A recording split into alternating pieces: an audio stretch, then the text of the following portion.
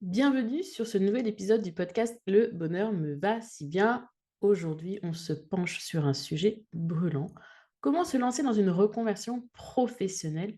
Quels sont les premiers pas? Et au cas où vous ne le sachiez pas, je suis Audrey, coach de vie et en transition professionnelle certifiée. Et je vais vous parler donc d'une aventure que beaucoup d'entre vous envisagent, mais qui peut parfois sembler très intimidante, tout autant que passionnante. Le changement de carrière professionnelle. Je trouve personnellement que vous êtes de plus en plus nombreuses à vous poser des questions sur votre avenir professionnel. Si vous êtes là, c'est peut-être parce que vous sentez ou que quelque chose doit changer. Peut-être vous aspirez à plus de sens dans votre travail, à un meilleur équilibre entre vie pro et vie perso, ou simplement qu'il y a cette petite voix intérieure qui est en train de vous dire qu'il est temps d'explorer de nouveaux horizons. C'est excitant, mais je sais à quel point aussi ça peut faire un peu beaucoup peur. Alors ne vous inquiétez pas, tout va bien se passer. Que vous envisagiez une transition professionnelle pour vous aligner davantage avec vos passions ou que vous soyez à la recherche d'un complètement nouvel horizon pro, on va en parler et vous êtes au bon endroit. Je vais vous décomposer tout pour que cette idée de réorientation professionnelle commence à ressembler moins à un rêve lointain et plus à quelque chose de concret. Alors c'est parti. Premier arrêt sur ce projet donc de reconversion pro. Et vraiment pour moi, les premiers petits pas là, c'est comprendre pourquoi vous ressentez le besoin de vous reconvertir. On ne parle pas juste de changer de service, juste de changer d'entreprise, d'évoluer légèrement en tant que manager ou à un poste d'expert. Non, on parle d'une reconversion, donc d'une modification radicale de votre métier. Alors pour certains d'entre vous, c'est une question de réalisation personnelle, d'aspirations qui ont pu évoluer. Pour d'autres, c'est peut-être la recherche d'un travail qui va vous permettre de vous lever chaque matin avec l'envie d'aller travailler, plutôt que de compter les minutes jusqu'au week-end. Ou peut-être que vous aspirez à embrasser une carrière dans l'économie verte pour contribuer à un avenir plus durable, ou que vous cherchez à intégrer le secteur technologique en pleine expansion pour stimuler votre créativité et innover. Il se peut aussi que vous visiez une profession vous offrant la flexibilité de travailler à distance, comme je le fais moi, afin de mieux équilibrer vos engagements professionnels et votre vie de famille. Peut-être vous ressentez un décalage croissant entre vos valeurs personnelles et la culture de votre entreprise actuelle, ce qui vous pousse à chercher un rôle dans une organisation plus alignée avec vos principes, comme une start-up axée sur l'innovation sociale. Ou encore, peut-être, avez-vous atteint ce qu'on appelle un plafond de verre dans votre domaine actuel et vous aspirez à briser ces barrières en acquérant toutes nouvelles compétences en leadership pour accéder à vraiment des postes de direction. Il est également possible que votre quête d'équilibre se traduise par la volonté de transitionner vers un métier de freelance qui va vous offrir, comme je vous l'ai dit, la flexibilité de gérer votre emploi du temps et de concilier plus aisément vos responsabilités familiales.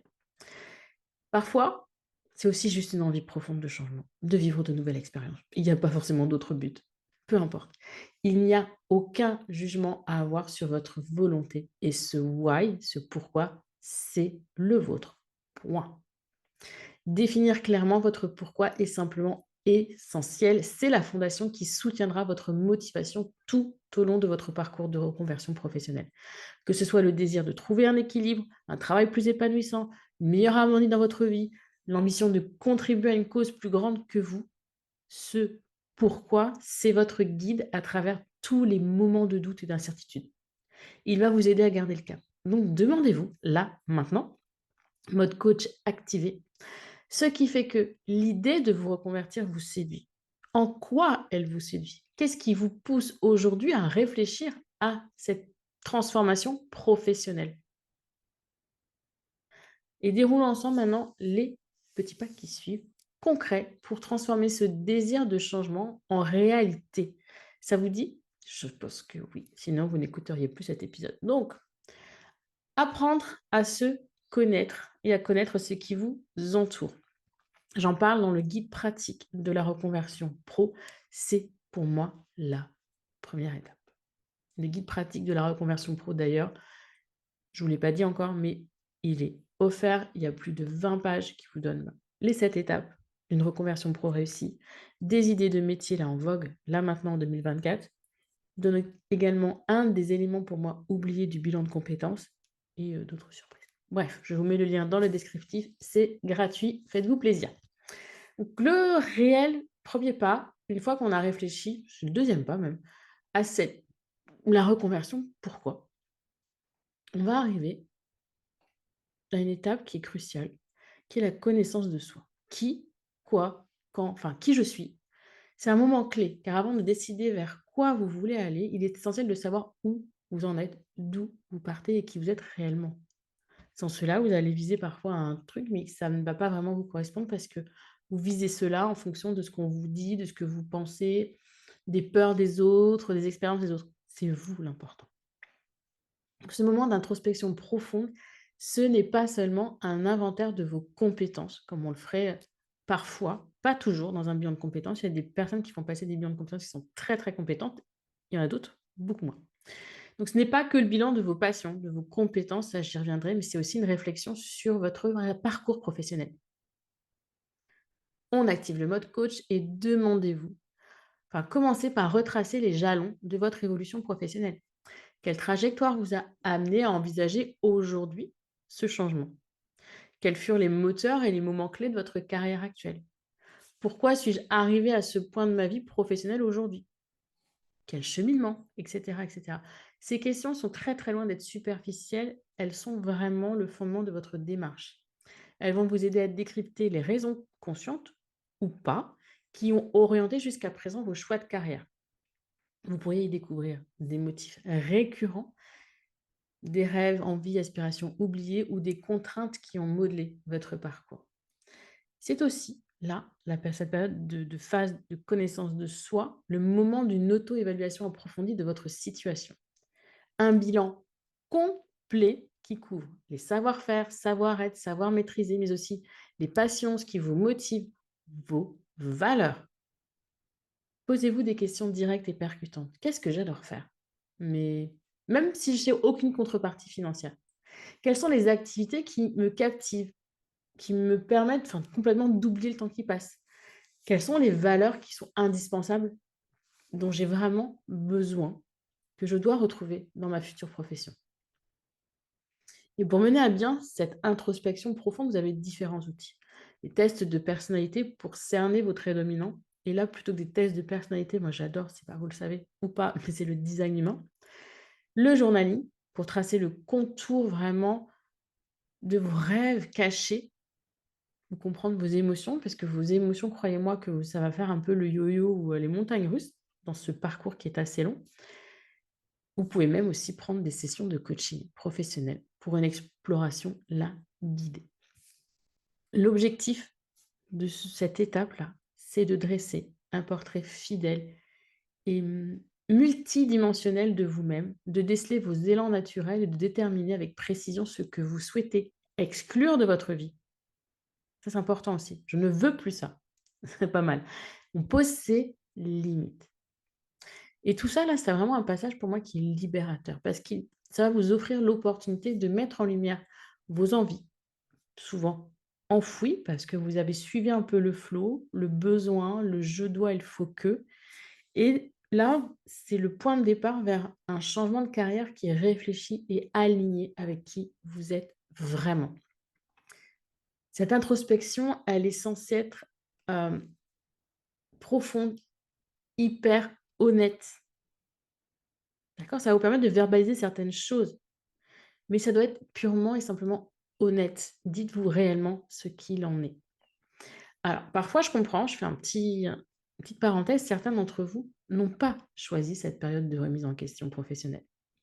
C'est beaucoup moins évident tout de suite quand l'entreprise ferme, vous êtes licencié pour une raison ou pour une autre.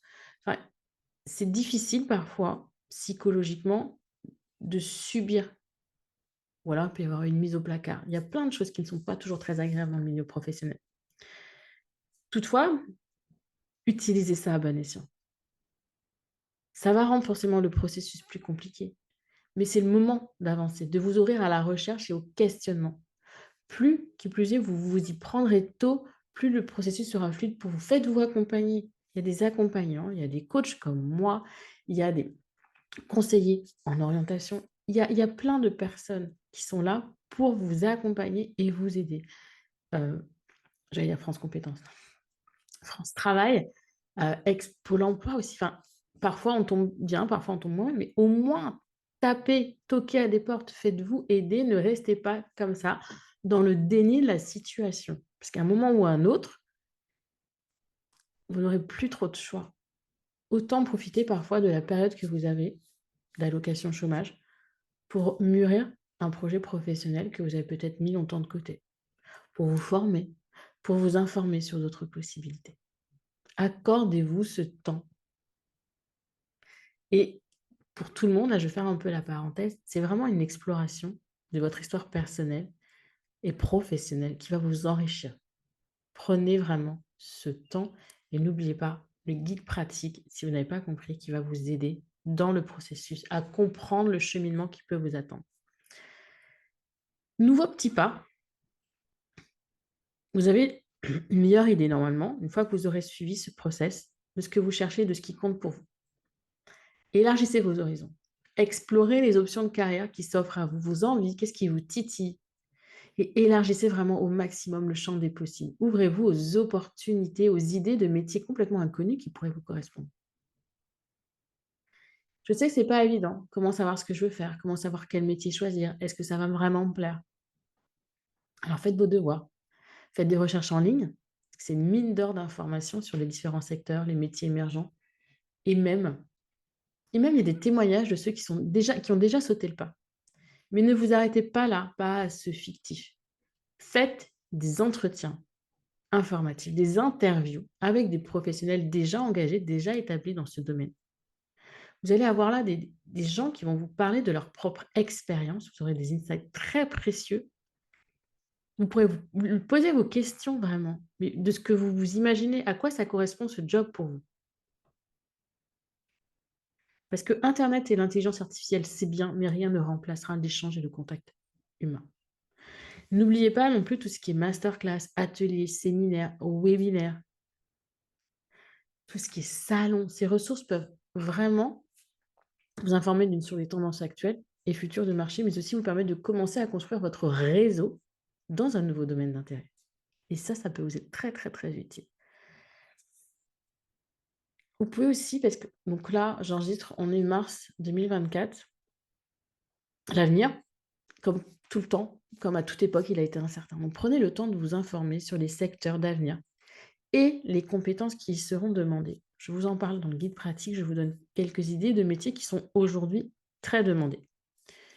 Demandez-vous quelles qualifications sont requises. Y a-t-il des certifications, des formations qui pourraient vous donner un avantage? Vraiment, quand vous mettez le doigt sur quelque chose, faites des recherches. Essayez d'étoffer le métier, de remplir des fiches métiers, d'écrire dessus. Renseignez-vous un maximum. Cette étape d'exploration, elle se représente pour moi la phase de transition entre la réflexion et le passage à l'action. Ça va vous préparer à faire des choix éclairés et alignés avec votre parcours de reconversion. Pour aujourd'hui, j'ai bien réfléchi, hein. J'ai bien réfléchi avant de vous dire ce que je vais vous dire, mais c'est oui, voilà. Je vais m'en tenir aujourd'hui au sujet même de l'épisode qui est: comment se lancer dans une reconversion pro, les premiers pas. Les premiers pas. Là, vous avez vraiment, je vous donne l'impulsion, le premier déclic pour démarrer ce parcours de reconversion. J J'aurais pu vous détailler l'intégralité des étapes, tout, mais vous le retrouvez dans le guide. Et surtout, ça m'ouvre la possibilité à un autre épisode beaucoup plus fourni. Donc là, j'ouvre la parenthèse, reconversion professionnelle chez Ma Cohérence. Prenez conscience, écoutez les questions, réécoutez-les.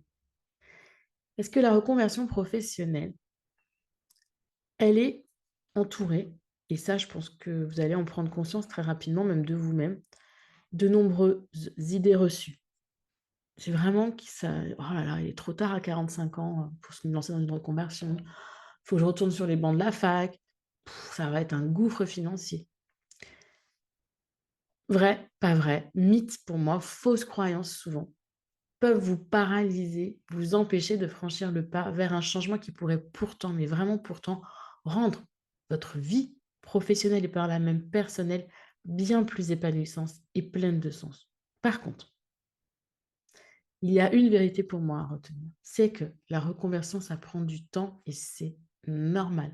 Se redécouvrir, évaluer sa situation, explorer de nouvelles voies, pourquoi pas les tester, faire des stages, rencontrer des professionnels, les interviewer, et cetera. C'est un parcours qui demande de s'arrêter, de réfléchir, d'explorer, bref, de prendre son temps. Alors prenez ce temps, laissez-vous guider par les questions et les réflexions de cet épisode que j'ai dit mode coach. Et ne vous inquiétez pas, oui, je reviendrai bientôt avec un nouvel épisode pour explorer ensemble les étapes clés d'une reconversion réussie. En attendant, n'oubliez pas de télécharger le guide pratique gratuit. Et à l'intérieur, je vous l'ai dit, vous découvrez les 7 étapes clés pour une reconversion réussie. Il y a mes astuces d'organisation, petits trucs aussi pour les finances. Enfin, en 20 pages, j'ai vraiment voulu vous résumer pour moi la reconversion, tout ce qui peut vous aider là, que vous soyez dedans ou que vous ayez envie de vous y lancer. Pour moi, c'est dedans. Donc donnez-vous l'espace là, celles qui s'interrogent, celles qui en sont au début, de faire ces premiers pas. C'est vraiment le début d'une belle aventure, vraiment vers un avenir professionnel qui vous ressemble davantage. Ça ne sera pas toujours facile, je ne vous le dis pas, mais au bout du chemin, ce qui vous attend, c'est l'épanouissement. J'ai commencé, je vous fais un petit spoiler, celles qui ne veulent pas savoir le sujet des prochains épisodes, n'écoutez pas la suite.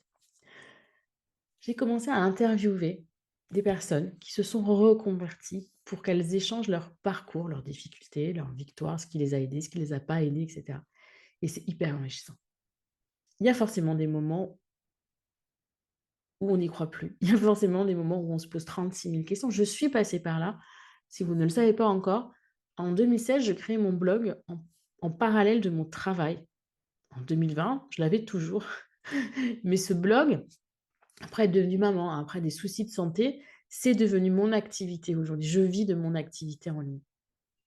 La transition, elle s'est faite très en douceur pour moi parce qu'elle n'était même pas souhaitée au départ. Quand j'ai créé mon blog en 2016, jamais je me suis dit à un moment donné: «Audrey, un jour tu feras ça». Non. Donc je sais que mon cheminement à moi est différent, mais malgré tout, je suis passée par là. J'ai eu des phases de dire: «Mais Audrey, mais tu fais quoi? Mais n'importe quoi. Mais tu es qui toi pour aller par là? Tu es rien, tu y connais rien. Toi, ce que tu sais faire, c'est de la formation, tu sais faire de la saisie, tu sais faire des courriers de réclamation. Tu sais faire ça, mais des trucs en ligne, mais tu ne connais rien». J'y connais plus aujourd'hui. Je suis et j'ai appris un pas après l'autre. Donc pensez bien que la personne que vous êtes aujourd'hui n'est pas forcément celle qui est capable d'aller au bout de cette reconversion. Mais chaque jour, vous vous approcherez de cette personne pour qu'un jour vous puissiez vous reconvertir. C'est comme ça, la vie, on apprend, on progresse, on évolue chaque jour. Chaque jour, faites un petit pas mini rikiki dans la direction de votre projet, reconversion, transition ou autre. Parce que chaque jour, vous vous rapprocherez de la personne que vous voulez être pour aller vers ce projet. Vous n'avez pas les compétences? C'est normal, on apprend. Vous n'avez pas les savoir-être? Ça s'apprend. Mettez à profit vos qualités, mettez à profit les compétences déjà acquises, parce que vous voyez toutes celles que vous avez besoin d'acquérir, mais vous oubliez toutes celles que vous avez acquises. Et très bientôt, chez Ma Cohérence, verra le jour le programme Élan, un programme destiné à toutes celles qui souhaitent se reconvertir, qui ne savent pas par où commencer, qui ne savent parfois même pas quoi faire, quel métier, et qui ont besoin de réfléchir profondément à ce dont elles ont envie et besoin. Quoi faire? Quelle action? Par quoi commencer? Créer son plan d'action stratégique, réfléchir aux finances, réfléchir au métier, réfléchir au comment, et cetera. Ce programme Élan sera là pour ça. Celle qui télécharge le guide pratique, vous aurez forcément beaucoup plus d'informations par mail pour la suite à donner de ce programme Élan. J'en ai terminé avec cet épisode «Comment se lancer? Les premiers pas vers une reconversion réussie». J'espère qu'il vous a plu et je pense que je reparlerai beaucoup plus du milieu professionnel maintenant que moi, je me sens compétente pour le faire, ayant obtenu ma certification en tant qu'accompagnante à la transition professionnelle l'année dernière et ayant déjà accompagné quelques-unes d'entre vous vers un travail, vers un métier qui les épanouit parce que je trouve tellement, mais tellement rageant, frustrant, enfin, j'ai plein de mots négatifs pour parler du fait d'aller travailler le matin avec une boule au ventre. Parfois, vous aimez vos métiers, mais c'est l'environnement qui ne vous va pas. Qu'est-ce que vous pouvez faire?